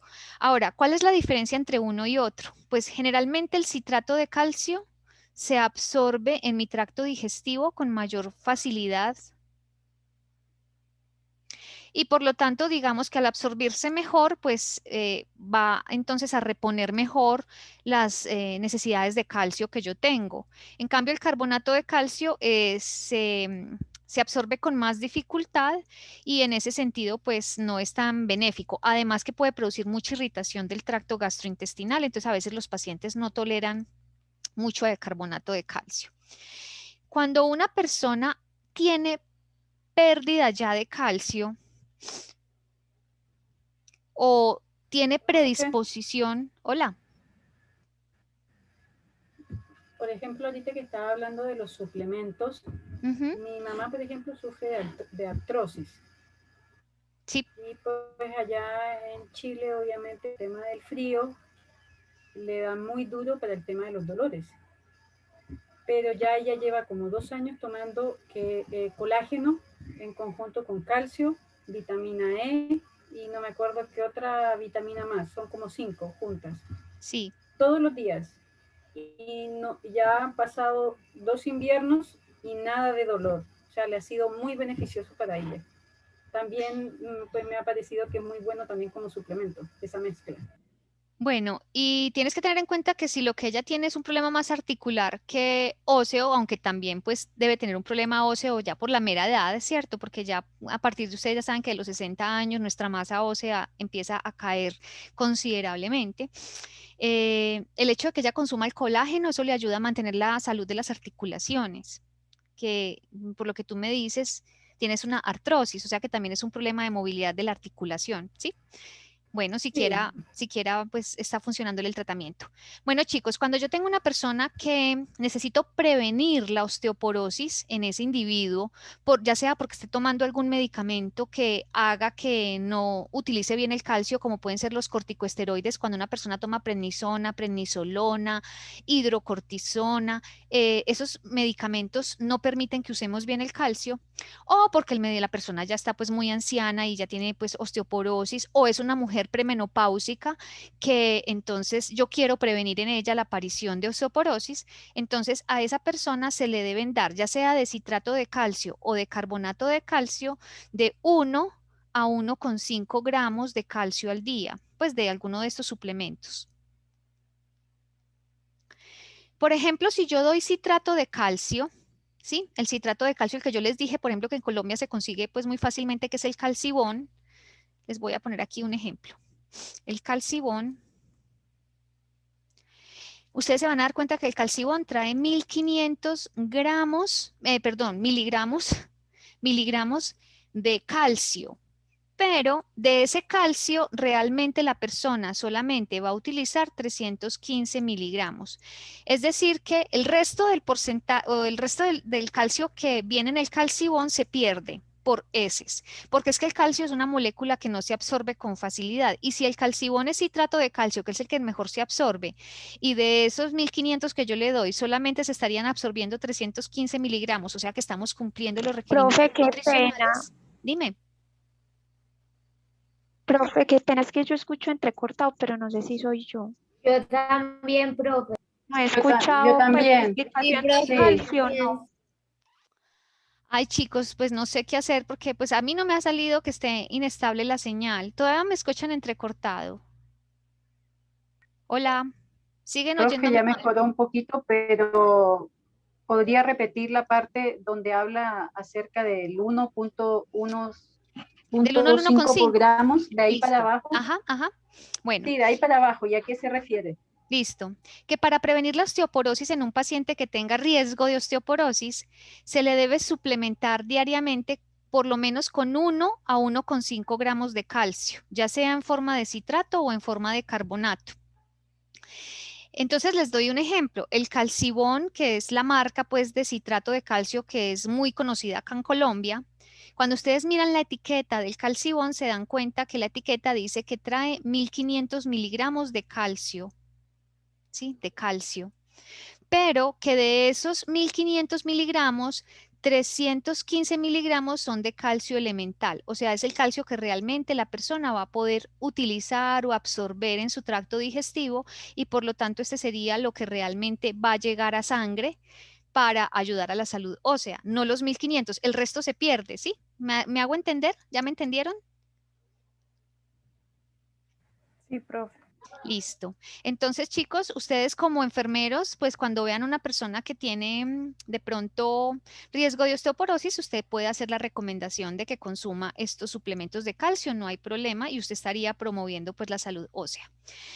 Entonces, ese es el calcio. Ahora, resulta que el calcio, chicos, este calcio que nosotros ingerimos en la dieta, Para absorberse adecuadamente, generalmente requiere Profe. de la... Hola. No le entendí esa partecita. ¿Los 315 son los que se pierden o No, son los al que contrario, reabsorben? al contrario, Ah, ok. son los que se absorben. Bueno, ahora, para que el calcio se absorba bien, acuérdense que les dije que el calcio era difícil de que se absorbiera en mi tracto digestivo, es indispensable que yo tenga suficientes niveles de vitamina D. O sea que la vitamina D es otra sustancia importante para la salud de los huesos. La vitamina D también yo la puedo adquirir en la dieta. ¿Y qué alimentos tienen vitamina D?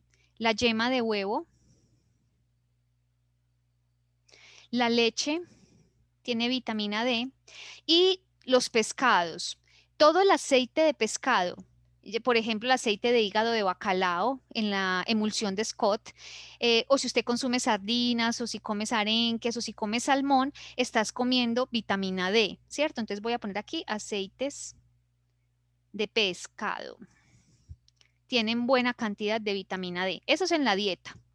Pero resulta que la vitamina D yo también la puedo sintetizar, mi cuerpo la puede sintetizar gracias a la piel y a los rayos del sol, más rayos UV, ¿sí? O sea, los rayos ultravioleta. Resulta que en la piel, chicos, entonces me voy a ir para hacerles un esquemita, para explicarles bien cómo sintetizo yo vitamina D a partir del sol, ¿sí? Entonces, chicos, resulta que en la piel, vamos a pintar aquí un brazo. Este es un brazo. En la piel nosotros tenemos ustedes saben que la piel tiene colesterol, ¿cierto? Tiene una molécula de colesterol. De hecho, la piel tiene una molécula de colesterol que se llama 7-dehidrocolesterol. En mi piel tengo ese tipo de colesterol, 7-dehidrocolesterol. La estructura de ese colesterol es más o menos así. El colesterol pues está hecho de 4 anillos. Estoy tratando pues de pintarlo la estructura química. Y aquí un anillo de 5. Y pues acá pues tiene un ácido graso pegado. Listo. Esto es más o menos, bueno, muy feíto, pero esa es digamos que la estructura del 7-dehidrocolesterol que yo tengo en la piel. En mi piel yo tengo esa estructura química, ¿sí? Muy bien. Ahora, cuando yo expongo la piel al sol, a los rayos solares, entonces vamos a pintar aquí el sol. Los rayos solares contienen rayos ultravioleta. Y esos rayos ultravioleta van a hacer que ese 7-dehidrocolesterol se convierta en colecalciferol. Listo. Entonces, miren, ese colesterol que yo tengo en la piel, gracias a la acción de los rayos ultravioletas, se convierte en colecalciferol. Una vez que ese colecalciferol se ha producido, o sea, este colesterol, bueno, les voy a pintar la estructura para que vean que es muy parecida. ¿Cuál es el cambio? Pues que el rayo UV, entonces aquí tengo los dos anillos de 6. Tengo que pintarla primero y ya después les muestro el cambio químico porque es que si no me da mucho trabajo. Y aquí el anillo de 5. Y aquí el ácido graso que les dije, ¿cierto? Bien. Resulta, voy a borrar entonces el pedacito, espero que no me lo borre todo. Ay, me lo borró. Bueno.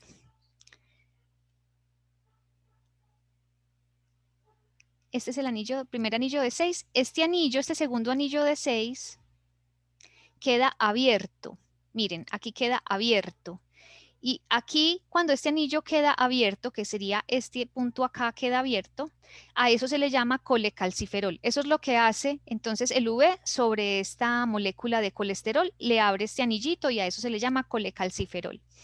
Entonces, ese colecalciferol se va para el hígado. Entonces, vamos a pintar aquí un hígado. Se me olvidó pintar el hígado.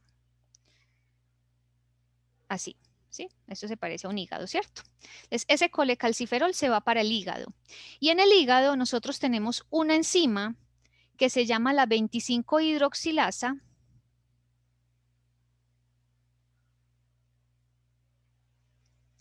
Y esa enzima va a convertir a ese colecalciferol. Profe, Hola.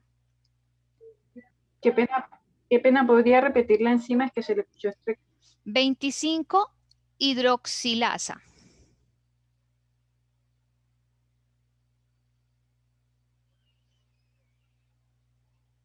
Entonces, ese colecalciferol que se sintetizó por los rayos ultravioleta van para el hígado y en el hígado, gracias a la acción de esta enzima, se va a convertir en calcidiol.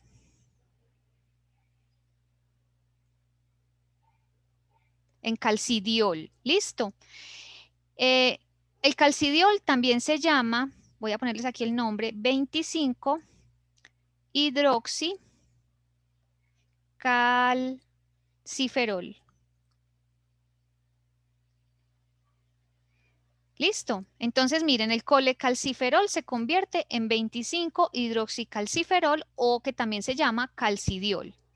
Ahora, ¿qué va a pasar? Esa calcidiol se va para el riñón. Entonces vamos a pintar el riñón por acá, pintémoslo de café. Profe, no le entendí. O sea, se va al hígado, ¿cierto? Sí. Y a raíz de la hidroxilasa 25, que está arribita, sí, ¿cierto? Se convierte en calcidiol. Correcto. Ese calcidiol sale del hígado, ¿sí? Hola. Hola, ¿no me oyes? Paola. Ajá. Y ese calcidiol y ese 25 sale sí, del... profe. No, el 25-hidroxicalciferol es lo mismo que calcidiol. Ah, ok, ya. Es otro nombre para el calcidiol, ¿sí? Bueno, ese calcidiol que se sintetizó entonces en el hígado se va para el riñón y en el riñón otra hidroxilasa, ¿sí? El riñón tiene otra enzima hidroxilasa,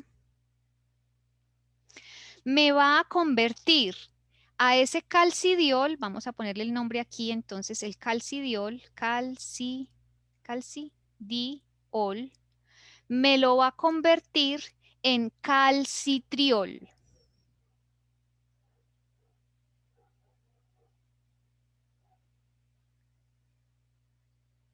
¿Sí? Calcitriol es lo mismo que decir vitamina D3 activa. Calcitriol también es lo mismo que decir 1,25 hidroxivitamina D.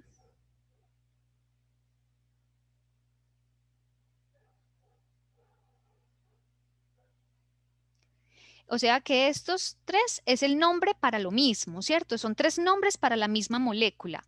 Calcitriol es lo mismo que vitamina D3 activa y que es lo mismo que 1,25 hidroxivitamina D.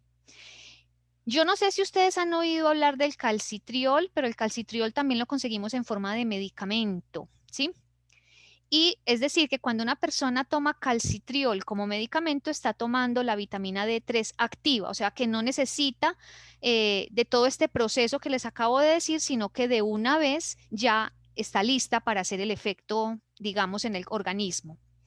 Ahora, ¿qué es lo que hace entonces el calcitriol, que es la vitamina D3 activa en mi cuerpo? El calcitriol va a tener un efecto que es a nivel dentro de las células, entonces a eso y específicamente dentro del genoma de las células, entonces le llamamos que por vía genómica produce unos cambios. Ya les voy a decir qué cambios. Vía genómica, quiten la S. Por vía genómica. Por vía genómica, ¿qué quiere decir? Vean, el calcitriol, ustedes me están viendo a mí, ¿cierto? El calcitriol entra a las células. ¿Específicamente a qué células va a entrar? A las células de los huesos y a las células de los enterocitos, es decir, del intestino delgado.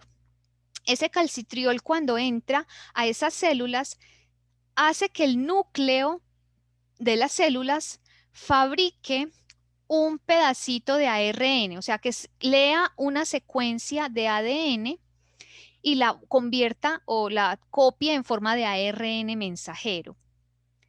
Y ese ARN mensajero se va para el ribosoma de esa célula y ustedes ya saben que el ribosoma tiene como función sintetizar la proteína.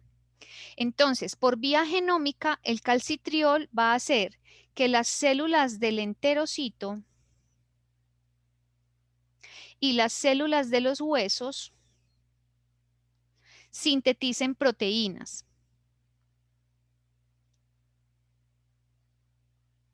¿Qué proteínas va a sintetizar el enterocito? El enterocito sintetiza una proteína que se llama calvindina. Calvindina. Esta proteína, ¿qué es lo que hace? Que el calcio, vamos a pintar por acá el tubo digestivo. Si este es el intestino, ¿cierto? Y ustedes saben que el enterocito está aquí en las microvellosidades, que el calcio que está ingiriendo uno en la dieta pueda ser captado por el enterocito y el enterocito me lo lleve a la sangre. Entonces, la calvindina en el enterocito es una proteína que me capta el calcio que está en la luz del intestino y me la lleva hacia la sangre. O sea que la calvindina va a hacer que yo absorba calcio de la dieta, ¿cierto? Acuérdense que estamos hablando de la importancia de la vitamina D para la absorción del calcio. Ahí les estoy explicando una. Y en los huesos va a hacer que se produzca osteocalcina. La proteína, pues, osteocalcina. Y la osteocalcina es una proteína que favorece la actividad de los osteoblastos. Entonces miren que la vitamina D es necesaria para el buen funcionamiento de los huesos, además de tener unas funciones, la osteocalcina, en la regulación de los azúcares, o sea, de los glúcidos en sangre. Entonces miren la importancia de la vitamina D para la salud de mi cuerpo. ¿Ibas a preguntar algo, Pau? No, profe, pero ya que me dice, ¿me puede repetir la que se produce a través de los huesos, porfa? Osteocalcina. Gracias. Y la osteocalcina ayuda a que los osteoblastos estén funcionando bien y también ayuda a la regulación de los azúcares en la sangre. Bueno, eso es lo que hace el calcitriol por vía genómica. Y por vía no genómica, es decir, que se va a unir el calcitriol a unos receptores que tenemos en algunas células, va a hacer que finalmente se abran canales de calcio en las células que lo necesiten, ¿cierto? Y que entre calcio entonces de la sangre hacia esas células para que esas células puedan usar ese calcio para funciones celulares. Recuerden que el calcio es un catión importante para las células excitables como la del corazón, para que la célula se contraiga eficientemente. El calcio también es necesario para todos los músculos lisos y los músculos esqueléticos para que se haga la contracción del músculo. El calcio también es importante. Bueno, me acuerdo como de esas funciones del calcio, les iba a decir otra, pero en este momento no lo recuerdo. En fin, entonces, el hecho de que el calcitriol permita que el calcio que está en la sangre entre a las células para que pueda ser utilizado sería la vía no genómica. Entonces, chicos, miren cómo para mantener la salud de mis huesos, finalmente, para mí es fundamental entonces consumir buen calcio, pero ese calcio debe estar acompañado de vitamina D y que esa vitamina D se pueda convertir en calcitriol. Voy a hacer una pregunta. ¿Qué creen ustedes que pase con un paciente que tenga insuficiencia renal y esta vitamina D de la piel, que viene pues desde el colesterol y luego va a pasar por el hígado y luego por el riñón? ¿Creen ustedes que esa persona pueda convertir ese 7-dehidrocolesterol en vitamina D activa? Un paciente con insuficiencia renal. No. No. No, profe. porque probablemente, como el riñón está dañado, esta enzima hidroxilasa, que es la que convierte el calcidiol en calcitriol, no va a ser capaz de hacer esa función, y por eso es que los pacientes que tienen insuficiencia renal pueden tener problemas óseos, ¿sí? Porque no van a tener suficiente calcitriol, por lo tanto no van a poder absorber bien el calcio de la dieta, y sus huesos entonces van a empezar a perder masa ósea porque se va a activar la paratormona. Dime, Diego. ¿Sería tan amable de repetirme la función de la calvindina? De la calvindina, voy a pintártela acá entonces para que lo entiendas bien. Este es un enterocito, ¿sí? Muy bien. Tú sabes pues que el enterocito está formado, esta es, perdón, una microvellosidad, y la microvellosidad está formada de celulitas que se llaman enterocitos. Y esta es la luz del intestino, y por aquí vamos a pintar la sangre, ¿sí? Entonces aquí voy a pintar el vasito sanguíneo que le da irrigación a ese enterocito. Entonces, viene el calcio que ingeriste en la dieta, te tomaste un vaso de leche, por ejemplo, y entonces ese vaso de leche pues contiene calcio. Y para que este calcio pueda pasar aquí al vaso sanguíneo, necesita que este enterocito tenga aquí en la membrana unas proteínas que se llaman la calvindina, ¿sí? Entonces esa calvindina va a hacer que este calcio pueda ingresar al enterocito. Esa sería la calvindina, entonces ese calcio ingresa y obviamente entonces puede pasar a la circulación sanguínea, y ese calcio entonces ya quedaría listo para que tú puedas utilizarlo, ¿sí? Entonces, mira que el hecho de tener calcitriol hace que estas células llamadas enterocitos puedan tener en la membrana estas proteínas para captar el calcio, y que entonces tú puedas absorber el calcio de la dieta. ¿Ya me entendiste? Ahora sí, profe, perfecto, gracias. Listo, chicos. Bueno, entonces, pues esto era lo que tenía para contarles el día de hoy sobre el sistema óseo. Espero pues que yo haya sido lo suficientemente clara en la explicación. No sé si les pareció bien o fui muy vaga. No sé, díganme ustedes. Entonces aquí... Profe, no, todo muy bien. Miren, aquí en la presentación, pues la presentación que tienen en el campus es como lo que les acabo de decir, pero obviamente en presentación, o sea que no está tan desglosadito, pero está básicamente lo mismo. Y les quería mostrar por último estas imágenes de estas personitas, estos huesos así como todos deformes. A eso se le llama osteomalacia, o también le llaman raquitismo, y es una enfermedad que aparece en los huesos por déficit de vitamina D. El raquitismo es una enfermedad muy común en países donde no hay sol las 24 horas del día, bueno, las 24 horas del día no, los 365 días del año. Por ejemplo, en los países tropicales es muy raro ver esto, porque como aquí tenemos sol todo el tiempo, pero en países pues que son de altitudes muy grandes, muy altas, por allá en Noruega, que están muy cerquitas a los polos, que tienen periodos de sol cortos, pueden aparecer estas deficiencias óseas. ¿Profe? Hola. Profe, de pronto un déficit de vitamina D también podría ocasionar este trastorno, bueno, no me sé el nombre o no lo recuerdo, pero de pronto usted me lo dirá, cuando los niños nacen sin un hemisferio del cerebro, o sea, como que le nace la parte de la piel. Eso se llama y el cuero anencefalia. cabelludo hacia adentro.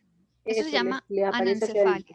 anencefalia. No, la anencefalia tiene que ver más o con deficiencias de ácido fólico, que no se pueden formar entonces bien el sistema nervioso. Acuérdate que eso lo vimos al inicio de estas clases, cómo se formaba el sistema nervioso y que era necesario el ácido fólico, o ya por un problema de una malformación pues muy severa causada ya por un virus o por alguna cosa del ambiente o por algún medicamento que cause la anencefalia, pero no por la déficit de vitamina D.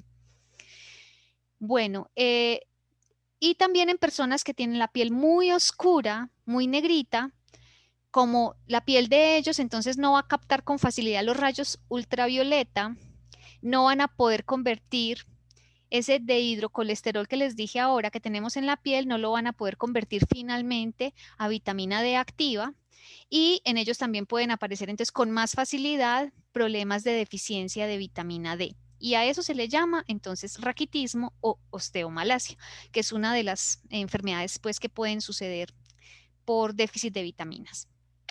Bueno, chicos, aquí les tengo unos diagnósticos enfermeros cuando la función ósea o la muscular también, aunque no hemos hablado todavía de la muscular, están alteradas.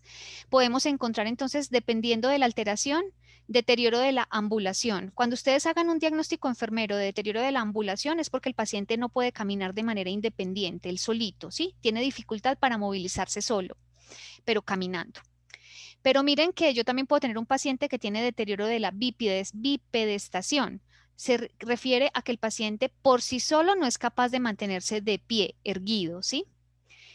También puedo tener pacientes con deterioro de la traslación, es decir, no pueden moverse solitos por sí mismos de, por ejemplo, entre dos superficies cercanas. No pueden moverse, por ejemplo, de la silla a la cama o de la cama a la silla, por sí solos necesitan ayuda. Eso sería un deterioro de la traslación.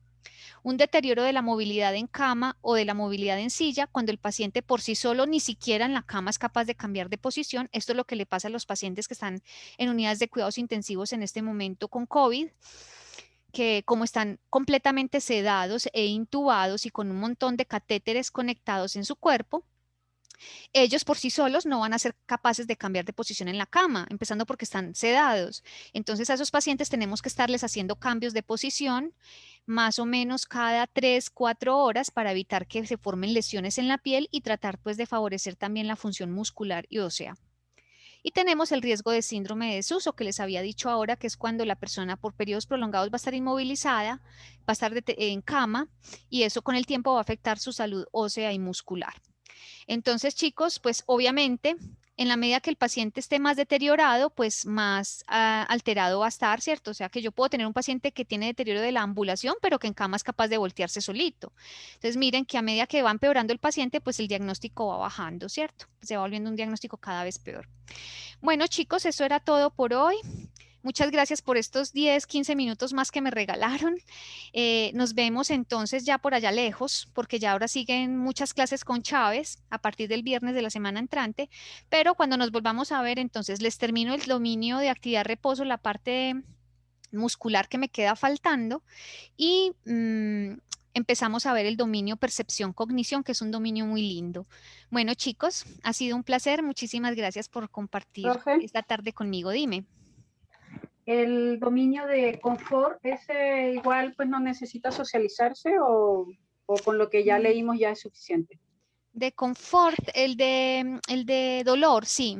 Con eso, pues si ustedes quieren la próxima clase, cuando veamos percepción, cognición, que vamos a ver cómo son los receptores que tenemos en la piel y esos receptores cómo llevan las sensaciones percibidas al cerebro para que yo las interprete, entonces ahí de pronto podríamos socializar. Por favor, Paola, ese día me pregunta, ¿sí? Para que conectemos bien la información, porque no tiene mucho que ver con este, pero sí con el dominio de percepción, cognición. Profe, y Dime. pues así una percepción personal, ¿no? Sí. No me lo vaya a tomar a mal.